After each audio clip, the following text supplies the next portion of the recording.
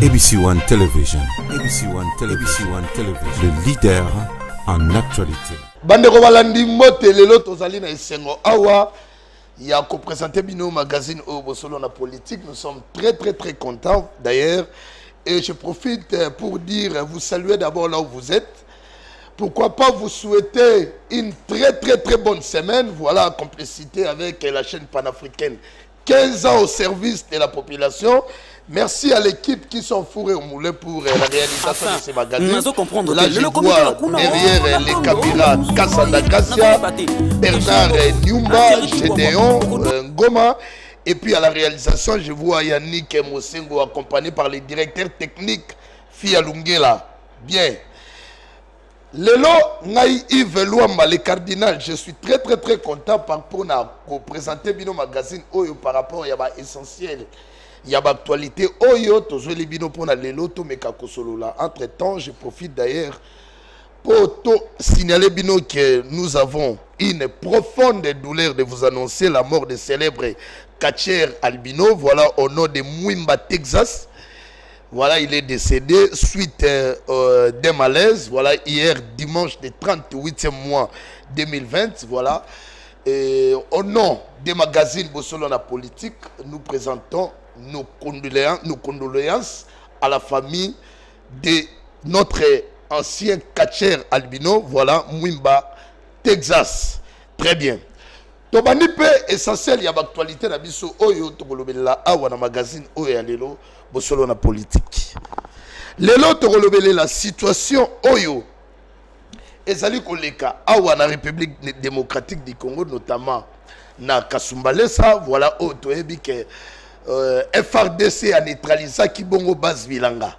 Au PDG d'aller retrouver. Et puis, les gens nous posent la question pour savoir la suite. Il y a Isaac Chiswaka, ceux qui sont allés aux arrêts ou quoi. Je crois qu'ensemble, awa, tu vas informer bino entre temps, tu reçois des comos IDPS ou awa pour nous éclairer. Affaire Kingaboua, c'est une préoccupation aussi aujourd'hui.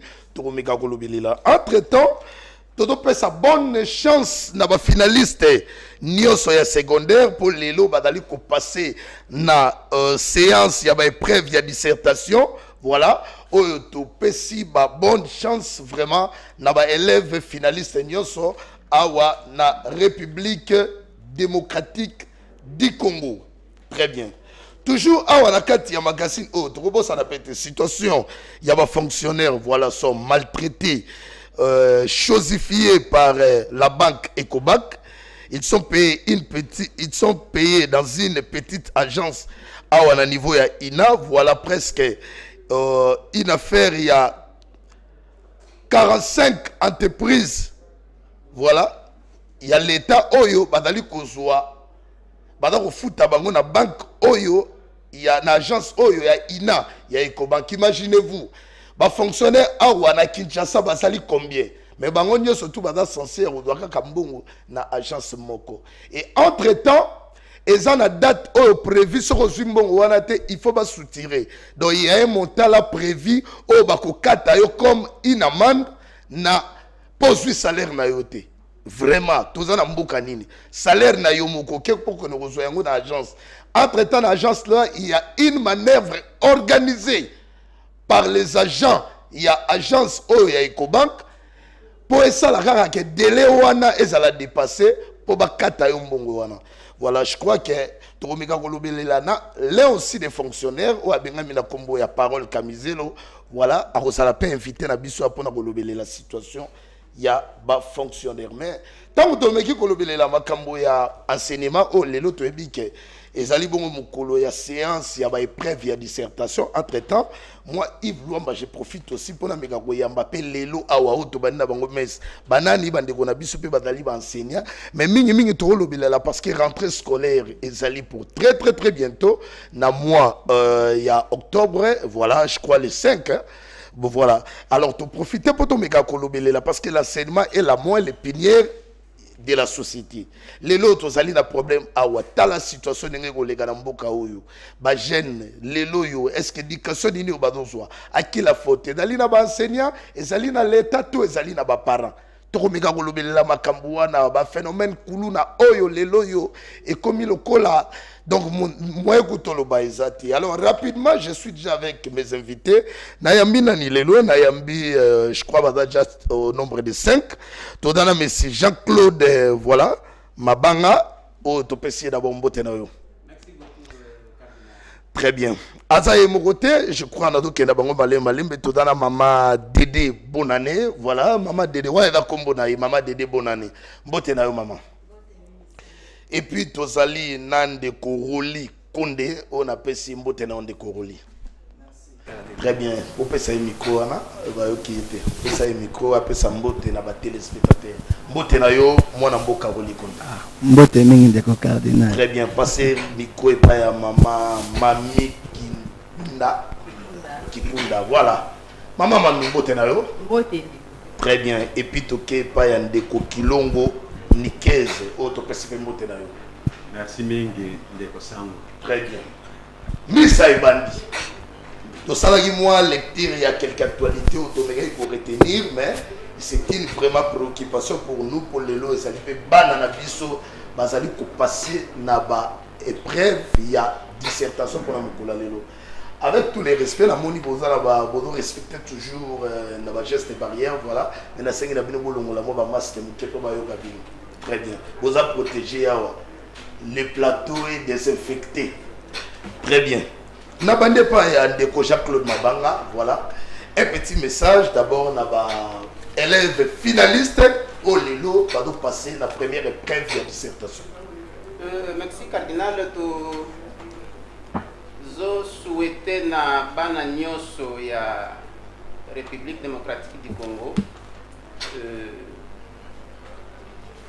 examen, passation et examen malamu.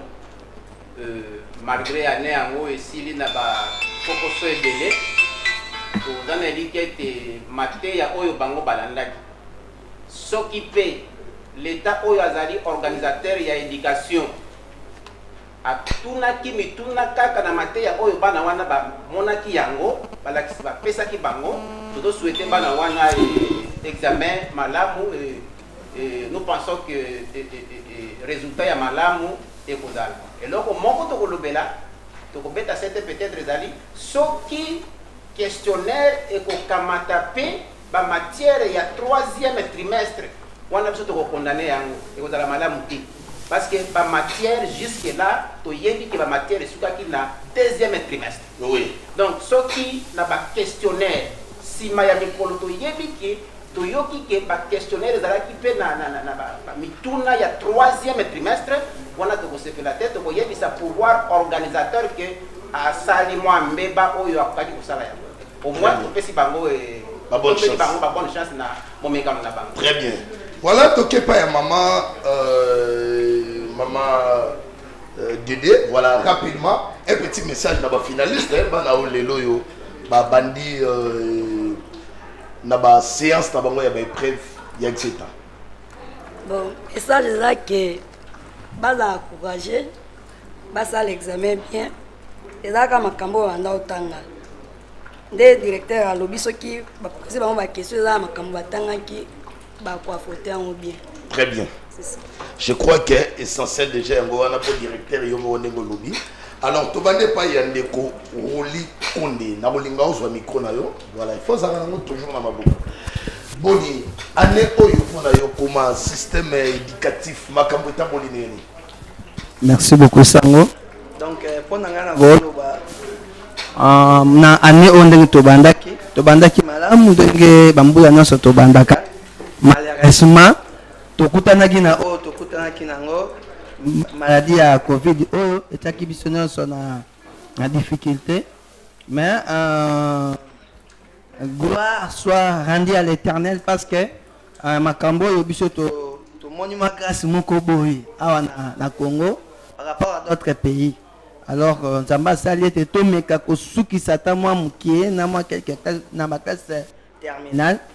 Bon, to koloba tout quand même semble être un peu bien. Ça semble un peu être bien na suka malgré ba inquiétude ming o bataki biso o pe bataki na ba parents mais ne fils que ndenge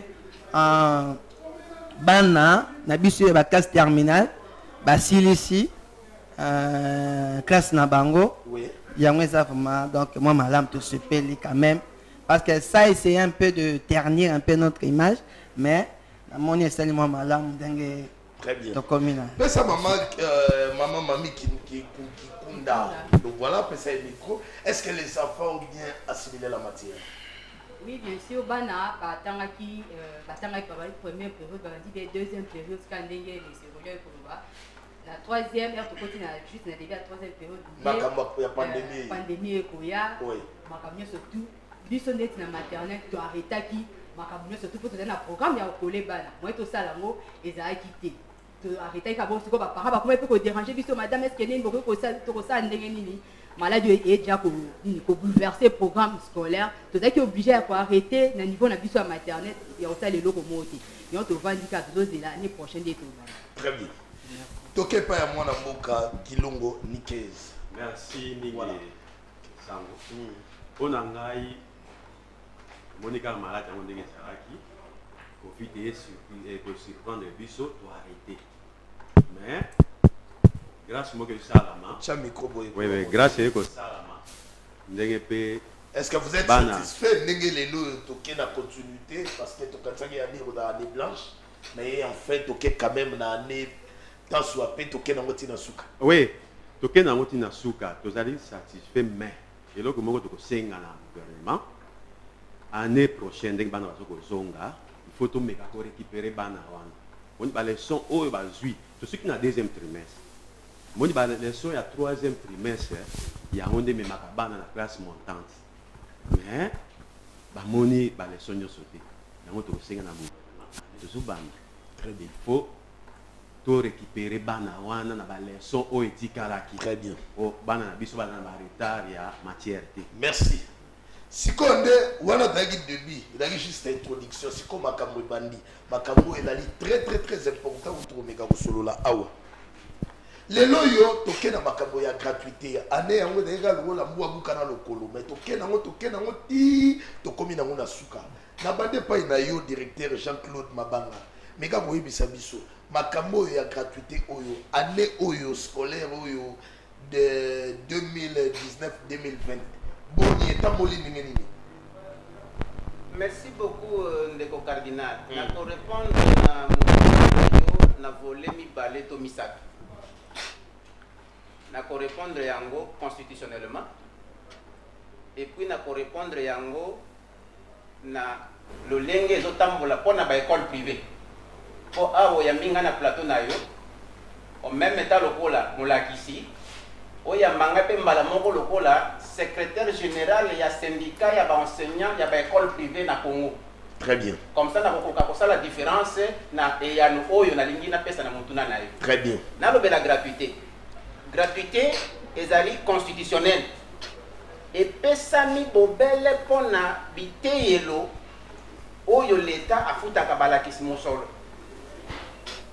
et soki tolobi elongi tokopesa yango 70% te nini esimbite moi makambo ebele ya nungu eleki kuna oyo esali ke gratuité esimbi nanu malamu te toka matandakisa ndeko cardinal balakisi oyo baza na loboko na ngai ya mobali awa molakisi aza na makoki te ya kotangisa bana 80 na classe moko lelo gratuité esali ke bana bazala 80 na classe moko pléthore wana ekosala te parce que gratuité eza na finalité na yango finalité ya gratuité wana mpona biso ezali tokóma na enseignement de qualité. Très bien. Nzokande avec 80 apprenant na classe moko molakisi akomi na makoki moke ya koyeba kobimisa wa eza na mutu na ye mpona kotangisa bana nyonso likambo ya liboso likambo ya mibale ekangami kaka na pléthore ya bana na kelasi na biteyelo ya leta. Pléthore wana ezosala lisusu nini ba infrastructure bisika oyo bana bakoki kofanda lokola baban ezali te na kati ya bakelasi wana wana Kinshasa sana tobeta masolo ya na komi na province te kati leta kuna na mbanda kati na musika te awa na Kinshasa. Très bien. Bana bazofanda à même le sol sikoyo tokoloba ke gratuité azolonga yango na lobby te ezana mwa ba nungu mwa ba kokoso ezosala esalami ki gratuité oui to beti maboko lokola yango ebani parce que ezali kambo esalami na molongo mobimba et puis na mboka na biso tondimaki yango topesi l'état longonya mpona likambo yango mais asala noki awa tokozonga na année scolaire 2020-2021 abongisa makambo mosusu oyo ekosala ke gratuité tokóma na apogée na yango ezali enseignement de qualité. Très bien. Soki nazongi na ngambo ya enseignement privé. Enseignement privé baza na bénéfice ya gratuité. Parce que constitution le but est que gratuité est kosala na enseignement privé. Nzokande l'état a commis koboma ba école privée. Cardinal. L'état a bimisi kombo mosusu ya sika. Eza concept moko toyoki yango na éducation kala mingi te comme nango étatisation. Elingi koloba te kaka ye l'état oyo apesaki ba arrêté na ba école privée. Lelo lokola gratuité ekomi apesa pe ba arrêté na ba communauté des églises de l'éveil. Nazobeta sete awa ndeko cardinal. Ba église de réveil wana bazwa ba arrêté na bango par défaut. Nazobeta sete. Pona nini nalobi par défaut? Ba la kisa na requête na bango ba pesa liste ya ba école ebele na kamatanda kisa syndicat na biso ekoyaki na arrêté moko oyo ba pesa na église de réveil moko azana 70 écoles awa na Kishasa nzokande ba école ezaka ka 5 sikoyo noko ine zo salama pona kokokisa 70 wana les 65 écoles restantes wana bazokenda na ba école privée ko ba boma ba école privée. Comme une école privée, songo balobité lelo école na yo ko changer comme soko lingi comme na l'état. Zwa comme boye longola comme no ya kalawana. Ba promoteur pe oyo bazalaki na perte de vitesse ya fonctionnement ba komi kondi malikani siwana. Nde yango biso tozo kwisa likamwa tozo boya yango pambate e yokani na constitution te ya mboka na biso. Tozo loba ko tu ministre akamata décision arrêté pour allongolelo ko wana ya étatisation pour ezobuka article 43 ya constitution ya mboka na biso oyo lobité l'état ayebi éducation enseignement na mboka na biso na volet mibale na volet ya école publique na volet ya école privée soki kaka ye l'état lelo na ba service na ye na kotangila pe ba service yango awa lokola c'est comme sous-division division bazondi ma ba école privée émité et comme ba école ya l'état et ndiko ba l'état yemoko akomi kobomi akomi kobuka mibeku nzoka biso na mboka na biso to ratifia ba accord na ba traités internationaux oyo ata to changer constitution article 43 mais ba école privée botika to ratifia ki charte africaine des droits et libertés de l'enfant to ratifia ki Convention internationale des droits de l'enfant. Oyo nakati kuna lobike mboka moko te oyo ratifié ba accord wana ko ki ko pekisa citoyen songolo po asa l'école na ya fonctionner engebene mibeko ya mboka na bango. Très bien. Siko étatisation musala nango kozala nini ndeko cardinal tozo boya eloko wana. Est-ce que c'est une obligation ou bien je ne sais pas on vous impose ou comment? Ba promoteur wana lokola na uti koloba awa ndeko cardinal. Bazalaki na perte de vitesse ya fonctionnement na l'école na bango. Na lingi koloba nini na terme wana perte de vitesse. Oui. Bazalaki te na makoki ya kofuta ka balakisi na bango mokolo na mokolo. Atako baboti bafuta ka mbongo. Mbongo ekomaki ya libenga na bango. Na ba école privée. Très bien. Sikoyo balakisi bazwa ka mbongo tango mosusu sanda moko eleki sanda wana ye bafuti bango ka bongo na bongo. Lokola l'état lobi gratuité. Bango balobi ah lokola eza boye biso malamu tozongisa école na biso comme école ya l'état. Azana arrêté école privée. Tala poto zana sika wana. Azana arrêté école privée. Moninga na ye oyo pa azana arrêté ya école ya l'état. Aye ko contacter alobi bon lokola eza boye pesa nga école na yo. Ministre azwina noté arrêté wana. Il fallait ministre aluka sala commission moko ba recenser l'école wana na perte de vitesse et fonctionnement. Ce qui va l'uni comité à solo ministre de la bango va arrêter na bango article 58 il y a loi cadre de lobby que ceux qui fonctionnement les alliés malamu te bazana makoki ya ko retirer yo arrêter na yo sikoyo ba école wana emité na école ya l'état mais ko l'état malamu ko boye des écoles privées à l'école publique ça nous ne soutenons pas et nous condamnons. Nous demandons au ministre de prendre une arrêté après qui ça ba communauté ya ba église de réveil oyo bazo kamata ba école privée ba lekisa yango lokola ba école ya l'état kaka pour l'état futa ba wana ezali lisusu likambo oyo ne ekokomisa trésor public na ngambo ya kofuta ba NI ba kokontinue ka kozala na bangambo syndicat oyo ezolobela yo akomona yango SIDEP syndicat démocratique des enseignants des écoles privées to komelaki premier ministre pona likambo wana ti lelo to sengi ye ba audience yambi biso te to komelaki ye poto yebisa yeke étatisation ye na mayele mabe ya koboma enseignement privé en violation de l'article 43 de la Constitution. Si le ministre a gardé, la présidence, nous pensons que cette fois-ci la présidence va nous attendre. Étatisation est donc oyo, na mokuse pour les années qui attend, église de réveil. Oyo bazui arrêter pas y a l'état pour pas faire fonctionner l'école.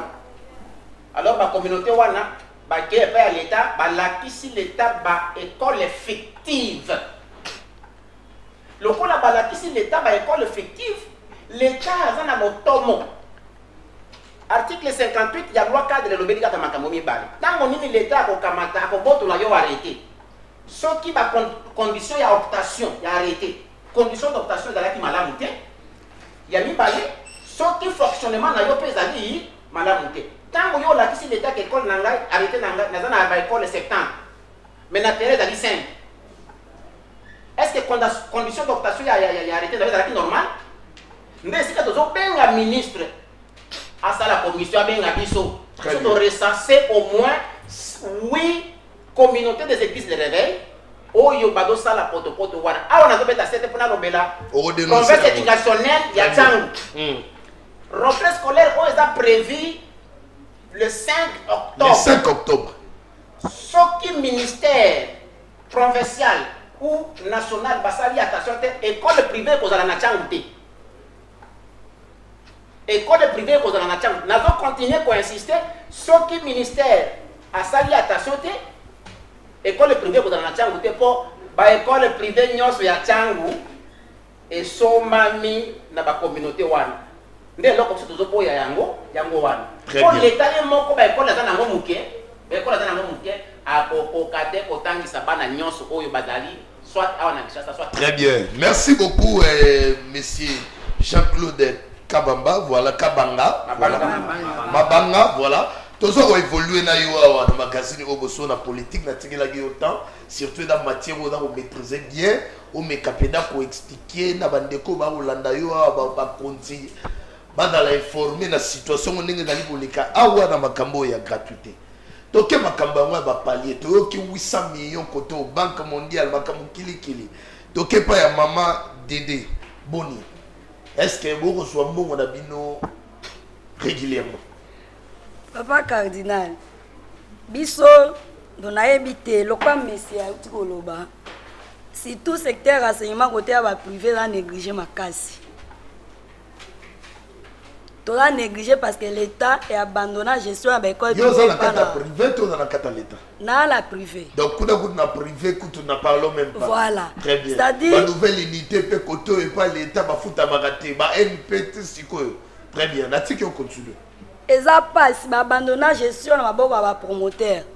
Il y a un homme qui a le lot, boulou et qui continue l'enseignement, dans ma kaoumawa au sakanate. C'est-à-dire, quand tu as le les lois qui éducation comme il a un problème et ça n'a pas tout belé ba sima il y a échec à l'éducation l'état ba kaka ba enseignant ba tangisa ka bien te ba enseignant ba sala ka boye mama kambo belé alors biso to moni que là seulement ba enseignant bazo récolter oyo l'état et c'est maki na ba paternel mususu par exemple to bandala l'état ba promoteur to yena ba ba directeur wana to kotsa ba enseignant na ba directeur na ba para baza na kati. Donc sous division na ba service à l'état to lo babango, c'est-à-dire l'état ba promoteur ya ba école service à l'état kati na to okuta ba sous division to kokuta ba tunyoso na ba inspection ba makambo tout bazana. Après toye na catégorie ya ba enseignant na ba enseignant to okuta ba enseignant debout na ba enseignant assis. Ba enseignant assis bango wana ba directeur ba enseignant debout bango wana biso siko batwana bazonyo ko la biso makasi. Après to kokuta ba para na suka bazana kati, c'est-à-dire et créer boulu ekimoko lelo zomona éducation à Congo ekufi oyo kamuta komi na université ayebi kotanga te ayebi kokoma te moi la zui diplôme ayebi kotanga te ayebi kokoma te o ba enseignant. Donc eza makambo ebele tango enseignant ofuta ma bien te akotangisa mwana bien ndenge nini tango enseignant ou soit te parents afuti mbongo bato baza liboso bazolia bambongo wana enseignant osala musala bien ndenge nini. Très bien. C'est-à-dire eza makambo ebele soki okuru ya émission to décortiquer on to koloba mutu na ba responsabilité na ye télévision za lingonga. Voilà. Na kepa ya mona mboka Olikonde nalandi awa monsieur Jean-Claude Kabanga ninga expliquer makambo nyonso to je crois mabanga plutôt ninga expliquer makambo nyonso to je crois que nazolinga kaka toswa o ya lobby poto meka ko analyser pe ko décortiquer yebisa biso qu'est-ce qu'il faut pour que les loyaux enseignements ezonga vraiment dans un enseignement de qualité pour une génération, surtout une génération future. Merci beaucoup, Papa Sango. Il faut l'État salanine. Il y a liboso avant de commencer la préoccupation d'ailleurs. On a dénoncé activement que il était comme ça dernièrement parce que n'a tant que c'est la 6e année. Tant que tu oui, toujours une école privée. Tant que tu koti kabana basa la tena fep. Bon, année oyo eza année oyo le président de la République a décrété qui gratuité dans l'enseignement. Malgré qu'il y a beaucoup plus dans l'État. Mais tout le monde qui bisonne surtout qui n'était à confinement. Et les parents et nous tous. Mais na regretté qui m'a cassé du fait que tu es dans le centre Koti Kabana. Donc j'avais vraiment beaucoup souffert. Pourquoi? Donc comme il y en a na tongo école donc ils qui n'a pas parents ils baya qui pour donc qui va parents retardataire ko futa free à l'état. Alors tout le monde qui est comme 8h30 et c'est ngana bana pour kota déjà na ba centre to keti kabana mais bana oyo bazaki na makarote ba tie bango pembeni balobi que non bino boko sala te bozala pembeni vraiment nataki énergie na songer na ke donc na négocier donc na directeur na kena négocier na négocier pas chef du centre na kena négocier oh tiens c'est rien que bana ba créer les bango salle pour ba salle alors et déranger na makas alors sur total discrimination la discrimination et le quoi ma bé pourquoi parce que na bana oyo banda septembre qui nous ba fouta ta incaté parce que ba congolais le quoi bana nyos na bana oyo ba fouta qui moi quelque chose mais moi difficulté zoma qui n'attend wana alors ba discrimination qui bango donc ça m'avait beaucoup dérangé. Très bien. Mais nataki énergie nyonso na kotaki kino bana basalaki après même ba air d'aller privé donc ba privé bango na no air après ba ebo tia bango na salle moko entassé ba tia bango na salle pe moral na bango donc na dako obligé pendant moraliser bango sous parce que bazala démotivé te wana eloko wana salamaki elekaki na kosenga na l'état prophète ya changu ado courir makambo wana nyoso je pense bon wana sko esamaki na sous division matete très bien na sous division matete na moamba donc dans un centre là donc il dérange ki biso prophète a olanda biso a prophète ya moamba olanda biso wa soki mosale zali mabe a olanda biso a prophète Mathieu Mushiko ozoyo kasu prophète na otala makambo yo asali bana na bana o ba tuko sala ba tena fep voilà boko yoka wande ba mo dénoncer musala ya magazine o ezali comment améliorer to loba pour dénoncer en fait que situation dans la changer la tiki yo continuer alors wane le kaki alors pour un système éducatif na biso échanger na RDC oui J'espère que M. Mabanga et Madame Bonane, parce que il y a qu'à expliquer, il y a qu'à expliciter, moi, Mouké, na fait, pour ça que le système éducatif n'a pas écoué. Nous avons surtout besoin privé.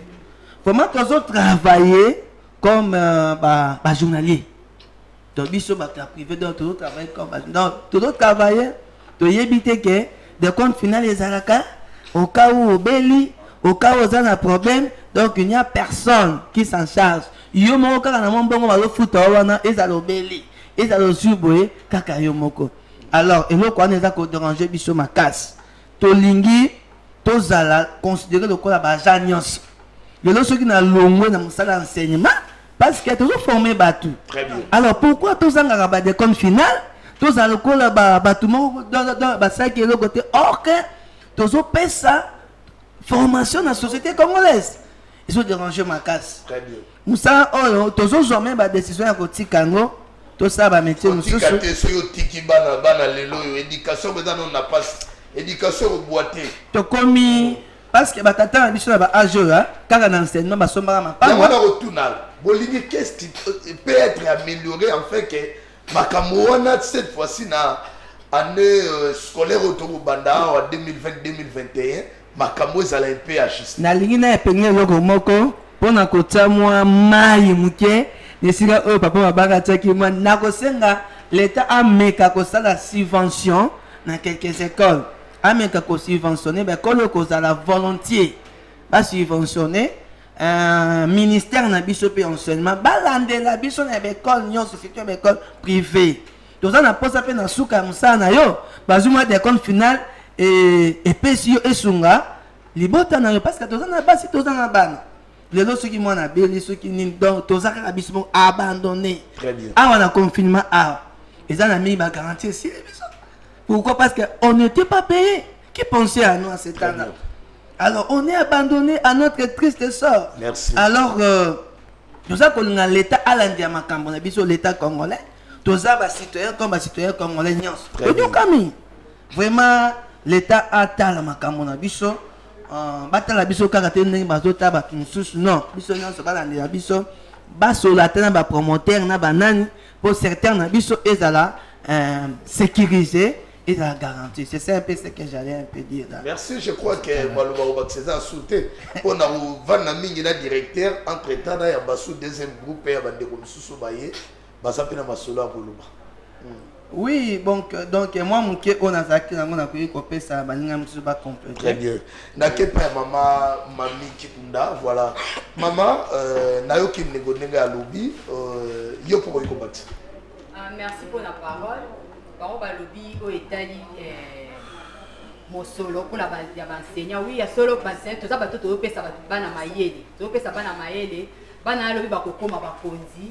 Lobi ba komata ba niveau mais biso ba obo totangisa ki bango tant mususu ki l'été qui peut biso malamu te que ce soit école privée ou bien école à l'état to surtout avenir na biso en tout cas et aux déplorable yango to reto senga na l'état congolais atala no likambo na biso ba enseignant pour ba parents ba to boka faute nyonso et pas na biso ba lakisi bazo ba ete biso to tangisa bana malamu te nzoka faute ezaka et pas na biso ba lakisi te ngamo la kisa koko bimala tonga tatu na lelo côté na e makolo pona koma na tanga malamu na tangisa o koma na école au moins bana mususu à classe école à 7h30 moi na zoya 8h na parent na e parent limité au bopini au moins nga lalaki ye ala mukaka ala mukaka no kité oh tant so akuti baninga musu ba punir bango alingi ba punir au moins la te pourtant biso to kola na ba punition le se toza bien éduqué c'est parce que ne ko to tanga ba pesa biso ba punition ba kata biso ba matiti ba le côté so ba papier mais ba boti ya lelo ba lingite bana na ba pesa ba punition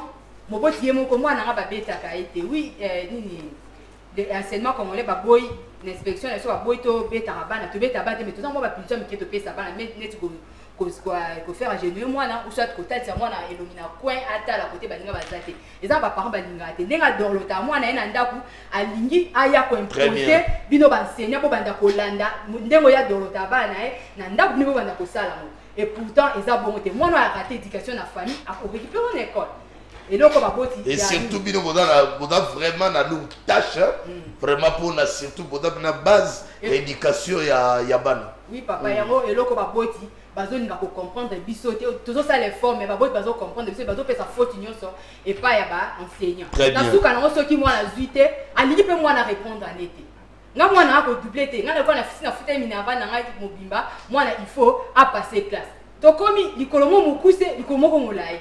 Otala soki pour le but que oh faire doubler mwana wana alongoli mwana école asombe bulletin akiko comme ça mwana école mususu. Si tout ça ndeni na likambo yango tozo senga na l'état congolais à soutenir biso enseignants que ce soit école privée ninga zo zo donc babo sana bino te enseignant école privée OK ndenge la faut bino on a un peu le rôle abandonné tout ça n'est abandonné très bien ndenge bazo lesa nini banani enseignant à l'état ndenge ba s'occuper pe na biso ba biso nyo tozo pesa bana mayeli très bien merci beaucoup. Toké pas moi na mboka kilongo di caisse voilà oui, rapidement pour na rozonga et pas ya Jean-Claude la kansi tango to kotia wa terme moko lobi en tout cas travailler ngai bon na mon penza ndengo lobi enseignement ezali cellule de base ya mboka so totali bien ba développement oyo salami na ba Europe parce que parce que enseignement na bango sérieux hein la plupart des philosophes banane tout ça ça pour soutenir bango ba pédagogue on va soutenir bango va financer bango ce que tali ba pays ont développer ba financer surtout ba domaine enseignement ba ça ba recherche scientifique très bien tout le monde mais pas une ambition na mon répéter un contraire puisque beaucoup d'enseignants sont marginalisés hein enseignants sont négligés et l'obligation de enseigner dans le gouvernement c'est-à-dire tant que tout tangi ça à la teka école à l'état privé tout se former ba très bien tel que ngai na bandu tant ça il y a au moins je pense 25 ans j'ai des enfants d'ailleurs l'école privée sur ba de belé biso ne soto da ba oui ba école privée ba ne belé ko kuta no ça mais c'est kilongo comme les misusu komona e azali magistrat komona eza caissier na Vodacom dans la bande belé mais vous êtes abandonné papa les promoteurs bouffent de l'argent celle ba un paiement au salaire ya makasi ozo kende boy net ya na beti toujours qu'il y a 6 mois impayés. D'accord, pas dans la foot d'année. Vous êtes aussi parents. L'État est à la vanité. Mais il y a quand même au secteur public, parce que c'est quelque chose. Mais l'État est à la vanité, c'est pas congolais. Tout ça va enseigner. Tout ça former ban. Et donc ça dit que on a tout le bas pour subventionner. Subventionner par école privée parce que bah paie ça quand même ni disons pas travailler ma casse pour que bana wana parce que formation a bien beaucoup de temps. Très bien hein? Merci beaucoup très bien n'ake pas M. Jean-Claude Mabanga sigo atokomi bochité na tiki openda oluba ni de boyi ko sala améliorer pour que makamunyo saison na rai. Merci ndeko cardinal avant de répondre na mutuna na yo na kozwa na ko ramasser au passant ba réaction ya mituno tunaki bandeko 800 millions tunaki dede très bien 800 millions bac mondial de PESI on a ba école ya l'état et donc on doit se dire que mbongo wana ekoma et pas ya balakisi mbongo wana ekoma et pas ya balakisi basenga ki auditeur to mona chef de l'état qui joue mukola kendaki na université de Kinshasa to mona basenga ki auditer salema bino basenga ne bosenga ki biso na secteur agent fictif pe baleki biso na secteur privé on a likambo ya audit wana mukanda oyo to komelaki présidence on a likambo ya ba NI na nzela ya syndicat na biso SIDEP to yebisaki kutu ye que service moko eza na ministère ezoboma enseignement comme na ngo sekop service wana musala na ngo ezali kobakisaka effectif oyo ezali te sikoyo tosala ke kesi ya l'état trésor public azala na problème ya kobimisa mosolo mpona kofuta basali ya l'état nde eloko tosenga yango wana tolobi 800 millions wana ekoma epai ya bato oyo bazosala mosala ya kotangisa balakisi nalobi likambo ya 800 millions na mokuse baresponsabilité lokolo tunaki ndeko roli baresponsabilité ya décret ya enseignement ezali epai ya bapartenaire nyonso na ekolo na biso enseignement ekoma na mode de gestion ya partenariat eloko na oyebi so yango wana elingi koloba te l'état ye moko akoki te C'est pourquoi avec ma partenaire mususu baya ko salisa ye. Ba partenaires bilatéraux, ba ONG, ba parents, ba ngoni so ba partenaire, na ba promoteur. Sikoyo, il faut mutu na mutu aye ba esika nini azokoya na responsabilité na ye. Ba responsabilité ezosalema malamu te. L'état ye moko azo violer mibeko oyo ye asali. C'est pourquoi enseignement est na déclin. Très bien. Tant que l'État on a violé, tu bandit d'abord on a sommet pas un ministre ton à niveau de sous-division. On a compris na sommet kuna na ministère. Mosala na syndicat et association comme ONG ya mwana. Il y a pour dénoncer ici qu'on a moni malamuté. Très bien, dénoncer d'abord. Ce qu'on a lobby na dénoncer. Na comme dans le secteur privé. L'État na ministère ne pas faire ça kabatu ba arrêter. Avant, on peut s'arrêter. Dans l'article 45, il y a loi cadre, il y a enseignement. Et l'objet est le cardinal à l'école. C'est ça l'école. C'est ça l'école. Dans l'objet, au coquille. C'est ça l'école. Article 1, avant, on s'arrête l'école, on l'a qui ça l'État. Ma garantie. On l'a qui ça l'État, ma garantie. On a une coquille pour ça l'école. L'État a une garantie. Ma garantie, on va y garantie d'ordre financier, garantie d'ordre environnemental, infrastructure, bon on a bon. Si quoi il y a mon garantie on a balobi na aussi que tu peux créer. Donc on ne crée pas l'école d'emblée un matin comme ça et l'école est là à la cité et tu commences à inscrire les élèves. Non, tu présentes d'abord les garanties avant de les créer. Très bien. Mais les services de l'État qui sont censés de mener les enquêtes, de constater si ces garanties là existent réellement. Basala kamusala na bangote nde yango wana kuna na ministère bazo entériné na ba arrêté oyo nazozongela koloba oyo ezali pris par défaut. Ministre Saldini a signé nzokande asangani na potopoto ya bato ya musala na ba service na ye ba service yango eza banani eza sous division eza division urbaine circulaire mobimba ekamata maki na ministre je pense le nom va m'échapper là.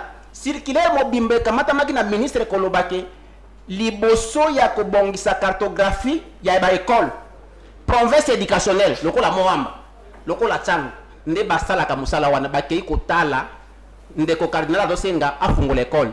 Est-ce que l'accès biso ba garantie soki on l'accès bango te bakopesa pe yo nzela wa fungula école te sikoyo ministre tant na lobido ke poto zo banda kuna on comprendre poto bandi kuna potango ba yebisiye atunité alobite ke est-ce que botala ki ba garantie wana très bien a signé après si arrêté kende kotala école yango na animaki formation moko na masina sous division ya masina hein na tuni service ya l'état mokonzi munene ya l'état na lobitala clôture na bino na école wana kuna ezana kati ya église école ezana kati ya église eloko kaboli bango za balabala en diagonale eloko kaboli bango ya balabala école wana ezana église na Kisasa bana bakomelaka na makolo ba ezate po bafungula école wana yo sous proverbe est-ce que tu n'as pas batala pour ce que tu n'as pas batala ko tala ba infrastructure alingaka yebisa ke ministre ko pesa bango arrêté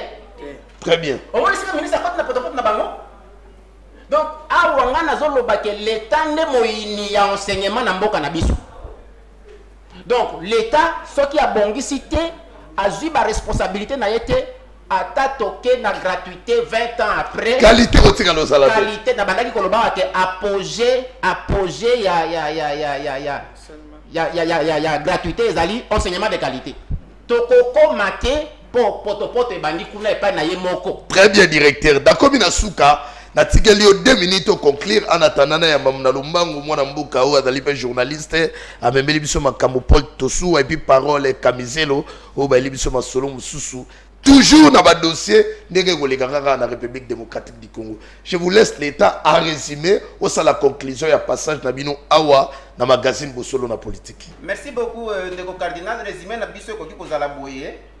Article 131 ya loi cadre ya mboka na biso enseignement ya mboka na biso elobi boye. Enseignement privé ezali service ya l'État. Alors le les service ya l'État l'État a mis sur le service wana. L'État koki kotika te ba promoteur bazala ba seul gestionnaire ya ba école privée na Congo. On a insisté sur l'article 1, article 131, il y a loi cadre ya mboka na biso et lobby ba école privée et dali ba service ya l'état. Ba service ya l'état lokola armée et da service à l'état, la police est da service à l'état, et société nationale wana ballon da kamasango da service à l'état, na enseignement privé p. Si quoi l'état a mis longola kuna na enseignement privé akenda mobimba mopandi akipakati. Nzokande balakisi wana bado sala pour le compte ya ba promoteur mais pour le compte de la nation congolaise. Très bien. L'état sengeli azala pembeni wana. L'état azala pembeni wana tango nini?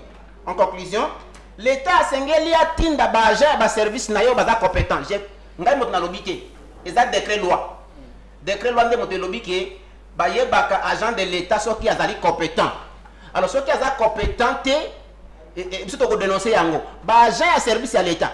Oyo bazana ba province, oyo bazana ba sous-division et sengeli bazala compétent po batala kamibeko oyo l'état abimisa pona ba école privée oyo ba promoteur na ba partenaire mosusu bazo violer yango au détriment ya ba producteurs qui sont les enseignants.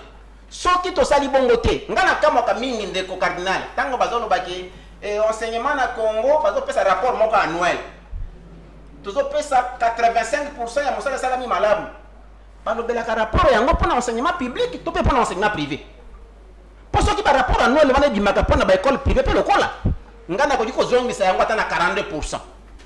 Pour na nini pour l'état moini. Très bien. Azoboma enseignement yo moko azali motambusi na yango. Très bien moi namboka Jean-Claude Mabanga voilà et puis moi namboka Kilongo Nikels, moi namboka Rolikonde, maman Mimi Kikunda, maman Dédé. Bonne année lelo. Et c'est là qui peut me coller au totika qui vraiment va enseigner bah pour ma méga koyo cabino. Même si bino que magazine oyo il y aura une partie remise au Royal Isusu pour que tout méga voix na bino cette fois-ci dans l'écouter. Voilà. Na tiki bino boza la côté entre Tato et Mbappé Isusu na lombango moi na mboka Paul Tosu et puis parole Kamizelo oyo peut ba dans un message ya boluba awa na kati ya magazine oyo bo solo na politique toujours ba dossier. Entre temps na signalé na makambu oyo ya dossier Kingabwa voilà www.electionnet.com voilà signalé biso c'est qu'il faut retenir du dossier Kingabwa Augustin Kabou les militants des coups de feu ont retenti mercredi et jeudi à Kingabwa dans la commune de Limité c'est pour démanteler une bande de civiques comme l'avait annoncé jeudi la police qui dit poursuivre des enquêtes pour retrouver les restes de la bande et les commanditaires. Une source officielle sous anonyme renseigne qu'il s'agit d'un groupe de jeunes, voilà, de l'âge varie entre 20 et 35 ans, recrutés par un membre de la maison civile du chef de l'État sous forme d'une milice en formation afin d'intégrer la milice dénommée Gardien de la paix volontariste de Fachi avec une mission de protéger le pouvoir de Félix Antoine Tshisekedi. On a par rapport à l'article qui est publié dans www.electionnet.com. Entre-temps, déjà, dans la bande de Bissoa, Paul Tosu rapidement. Tant déjà que ça la biso défaut mais il est censé quand même de nous expliquer. Moi na mboka mbote na yo. Très bien. La sepeli mingi na boyamba yo parce que selon ma spéculation toto benga ngo barinaire que vous êtes victime. Et yo moko meka ko éclairer ba téléspectateurs qu'est-ce qui ne va pas. Oui, merci beaucoup de Yves, merci d'abord ça merci. Makasi na ba confrère journaliste nyonso ezala ya Congo, ezala ya YouTube, ezala ya wapi. Nyonso bato kitan ya soutenir na moment où komela ngai. C'est le travail que nous faisons aujourd'hui Yves va te donner des fois va se plaindre mais na minute au Congo, biso ba journaliste to comment ba vrai opposant ba politicien. Biso pourquoi parce que biso toujours dénoncer ma bébélé ah ouais yambi ba enseignant ba bimsi la vérité mais ce politicien moi yambi ah ouais ça non bobenga ngai comme era bobenga bolika mo ba zoni ke makolo tout ça ah yama bango souté donc nous là to commis le kola ba opposant ya ba politicien congolais na butu ya jeudi la semaine passée bande ya ba criminel ba yaki na ndaku vers bon ba yaki tamulaya parce que ba kota ki na tivol ya cuisine ba buki ba koti ils ont pris tout sauf rien. ano orutu bato balanda to soit pour la télévision bato basungi to soit na moment ya pasi ndé na récupérer bon na récupérer te ba musu basomelinga ba musu bakabelinga ils sont tout ça oui mais objectif na bango balingi ba violer moi na 12 ans babi a mwana okitoko boyende nini moko lobité bon violer moi na été batine biso pa papa na ye ah mais do jongo vraiment ça l'arco donc beaucoup de choses là ba côté kuna fait na chambre na ngai pa bimisa mbongo heureusement le jour à question au ba côté qui nazali na mbongo belé ya frana ya mundele on a zwa ki pona somba ba bilo a construction ndako mona watu quelque part de baby qui singai na mwasi na bana ils ont tout pris ils ont vraiment besoin parce qu'il y a des costumes, des choses. Vous étant journaliste, qu'est-ce que vous reprochez en soi dans le non, ça la rétrospection? On a trop ça les tirs montés. Et ça va venir de la politique va gérer pendant 18 ans. Bon, on le fait la cour en terre. On a dérangé beaucoup. On a dérangé beaucoup. Même yo dérangé beaucoup. Même bisotou tellement tu dénonces pas. Mais on dérange quand bango. Mais bango ça n'a été bisotou pour les battre. Ce sont les aides bango des battre pour les battre. Ou carrément Fati, nous dénoncer le mal. Nous, on va dénoncer le mal. Dénoncer les ceux qui disent que dénoncer ma vie. Les policiers vont avoir un discours. Il y a Kabola, il y a Bétéré, dialogue. C'est pour eux. On a pas millions et peut-être. J'ai toujours dit, Congo est riche. Mais richesse, c'est moi qui a commencé pour les politiciens. Un enseignant comme l'un ou autre, très bien. Mais on n'est pas tout par contre, ça camaillé les pas n'abisso. C'est ça qui nous apprend dans bas âge. Si tu commandes tous embrouilles, les policiers, ils sont là, les policiers, ils sont là, la police, ils sont là, pourquoi les lois la police a dérangé? Très bien. C'est tout juste parce que ça cause de ma charge. Tout le monde qui est à la caisse à l'État, c'est la plupart des politiciens qui piquent. On a un image pour abattre la monde à 18 ans. On a image pour y aller bien. On a tout dans le bango. Mon bout de Zara est tout puissant dans le bango. Maréchal, c'est ce que vous pouvez voir. Parmi les présidents africains de la génération, la bombe à Zobanga est faux. Même Mundela Zobanga Mobutu. Mobutu est parti, on ne parle pas de Mobutu. Mais quand on a politique en 2000, il y a 2005, 2010. Nous avons besoin de comment en otage. Vous êtes mal parti. Très bien, merci. Merci beaucoup, mon amour Paul Tosoua. Il y aura souvent les Camerounais, il y aura des copains Paul Camizelo, il y aura des Pembe Nayo, il y aura un dossier, il y aura un conclure Nayo. Moussala la biso Oyo, et Zali Kaka est dénoncé. Ma Kamodali Kili Kili Yaboloba, ma parti politique Bolobela Yangote, Bozawana toujours à la recherche, il y a pouvoir pour l'intérêt au détriment du peuple. Mon amboka. D'ailleurs, qui mon amboka Paul Tosoua rapidement. En résumé, il y a un dossier à fonctionnaire. Makambo pour les gagner. Il y a un peu de temps pour te désannoncer. Merci Ndeko Yves. On a ces conséquences de subir bisognoso. Awa. Ba victime elle bosse aux abino dans les journalistes. Pour la cause moko quelque part. Ça ce sont des conséquences. Bon, awa na yé pour un problème il y a des fonctionnaires au bazar marginalisés na Ecobank. Ce qui se passe là, si on vous dit ça est bimi na public, Congo est sous-pays. Excusez-moi de vous le dire. Très bien. C'est-à-dire dans le sens que Toyoka Sony. Éclairez-nous s'il vous plaît. Donc, Ecobank est la banque commerciale de Boye Biango. Balongola va fonctionner dans le ministère pour banque et foutaka va fonctionnaire. Bancarisation. Ok. Et il est arrivé que Ecobank a se désorganisé à complicité c'est le bango n'a dirigeant il paraîtrait. Bazar a plus de il paraîtrait de 40 ministères. Mais imposa fonctionnaire nous se base à la fouta bango kana ina. Na agence ina. Très bien. Qu'est-ce que vous trouverez là? 10 personnes qui payent. Donc, fonctionnaire il y a Kinshasa. La ville comme Kinshasa, ce n'est pas mon village Kazembe, mais la ville de Kinshasa. Très bien. Et ce papa-là vous arrive 4 heures. 5 heures, 6 heures. Mais pour être payé quand 20 heures, ça c'est grave. Aza la chance peine à 20 heures, on a bafuta yembongo. A cause de la wana ayaki na transporter. Donc mutaro esclave ya bongo na iboko. Ndeko na ngai. So na baki ba image musu makambo zo le kanamboko so ki ba filmer ngo ba like ça on a monde le bip. Ça devient une société animale ou quoi? Aza la chance na 20 heures, on a pas pesa yembongo. Très bien. Sera raté 20 heures.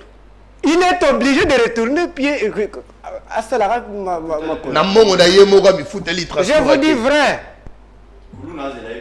Na ça qui na parquet na Ecobank. Je suis sérieux. On m'a appelé toujours par rapport à ces dossiers. Le dans la réseau moko bado kata quand même bado soutirer mongo. Il va fonctionner. Mouton à 20 heures ba fouti été. Aza censé lobby aya lisusu.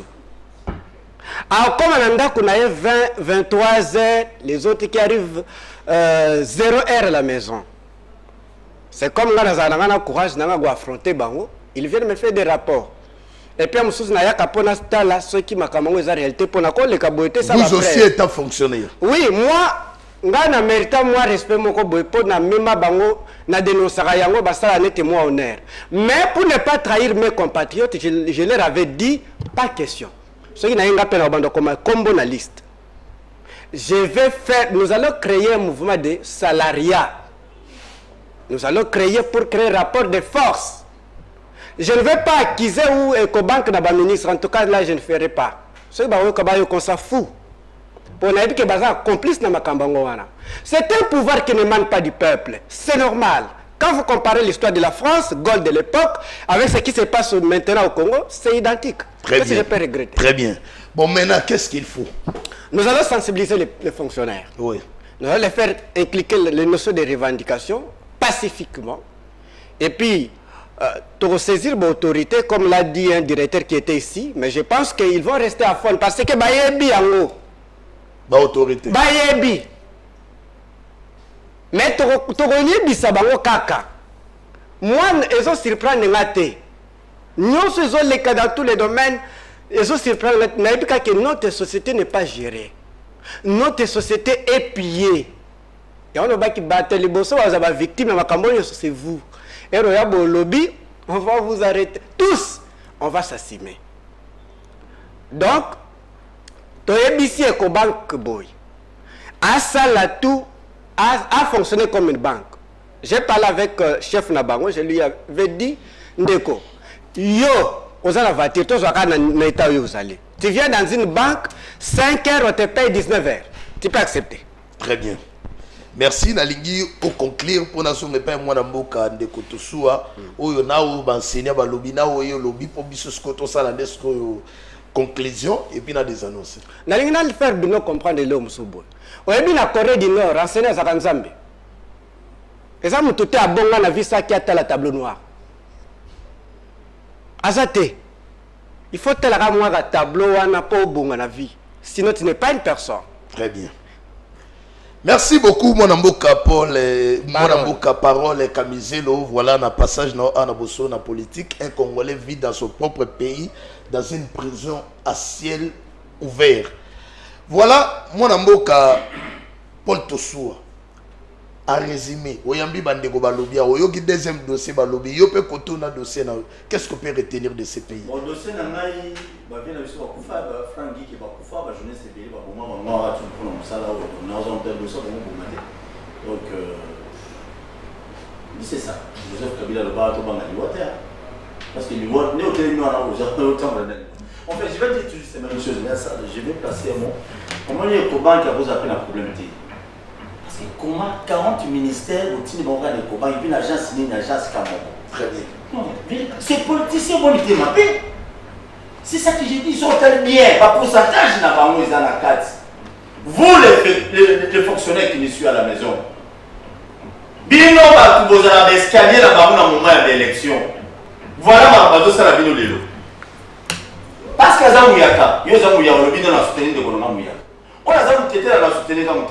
voilà ce qu'ils vous font aujourd'hui. 40 ministères, batini bango les kobangi ya bazo saboter bino sans le savoir. Baja suboni et kobangi za na Kinshasa o ba ko panza bango. Si ya kobangi za banka muke. OK la banque muke, c'est plus simple. Non seulement c'est parce que le cœur d'un politicien congolais. Ils ont ma casse pour les décider. Vous les fonctionnaires. Il est temps que vous se preniez en charge. T'as la marche bonne tout le monde au ministère de la Finance, au ministère de parce que là, pour moi, c'est le sort de mes filles. C'est par là que ce soit pour nous qui est pour la raison. Mais il est provincial, il est national, il est apparemment dans le Sahel. Quand on va dans le paiement, on va là, on monite les réputation. Même pas parce que parlementaire, on monite pas le soutien. Il est en 2023 ou 2030 pour postuler la minute. Il y a faux cop, donc il y a une cité Pamba, là, on va les actes. Attends, on va calculer que non, on va faire 7 000 fois ce qui 5 ans. Non, non, bon, on connaît comment. La province à Kinshasa va le paiement, surtout que la province l'argent est à Kunaté. La politique pour passer à l'échelle. Donc, il n'est pas d'intérêt dans le Très bien. C'est par là que je demandais au chef de l'État, président Antoine Félix Tshisekedi, les garants de la nation, premier citoyen congolais, aux en charge, aux en combat. Nous étions tellement pendant 18 ans. Même à ma banque, nous sommes mais pour redresser en haut, il faut s'amener, c'est-à-dire quoi? Pour gâter en haut, pour redresser en haut, pour que ça me fasse une beauté ici. Mais on a mis sur l'Afrique ici, Mati. On ne va que vous finissez dans le passé, mais justice est finie dans le passé. Les antivaleurs, le rôle de ce mois qui monte, ils ont antivaleurs. Le rôle de la mère Mende, à Zoa RTNC à Lodja. Et comme ma chaîne n'a été, je vois finir à partir de la Batouanamabe. Ils ont antivaleurs. On a beaucoup de révélations. J'ai le vidéo au gouverneur sur que le PAM a mis des organisations comme RTNC. Mais c'est bizarre dans ce pays. Voilà les gens qui n'ont pas aidé Kabila pour aller dans la province. Voilà parce que Bazom Lima, qui va fonctionner, les Romains là, Bamouyo. Bazam Très bien, Massonné c'est bien. Donc ça fait mal de Moïse. Non, Massonné Kassimbalé, ça fait base Bilanga. Base Bilanga, peut bali les lotés. Et maintenant depuis Moïse. Et maintenant depuis Moïse, base Bilanga. Et maintenant depuis Moïse. Donc, tu peux pas savoir ce qu'il y a Massonné. Mais Kingabo. Non, non. Kingabo. Mais Kingabo là aussi, il y a à manger là-dessus. Donc, en bref, je dirais, l'État congolais, il y a des politiciens congolais, vous avez 1000. Biso petit peuple, tous ces belles pour les caminos. Alors, vous êtes obligé à nous rappeler pour le Très bien. Il faut que le peuple se retrouve. Tous ces amours à la biso, tous ces tout. Pendant la nationalité, il y a le français, c'est un éclair d'œil. Je dis bien c'est un éclair d'œil. Mais nous avons monté la boya dans la formation parce que j'aime mon pays. Nous aimons notre pays. Mais pas de fonctionner, tout le Congo. Mais les politiciens, ils ont peuple. Ils ont Congo. Ils ont encore parti dans la mission. Très bien. Congo, ils ont la promotion de la député. Imaginez-vous un politicien, celui de 65 ans, à ceux qui nous ont bon, dans le côté où nous avons bon, un pays qui a la défense. Que nous sommes il y a 18 ans, est-ce que tu peux avoir une idée? Ce monsieur, est-ce qu'il aime le Congo? Non, il n'aime pas le Congo.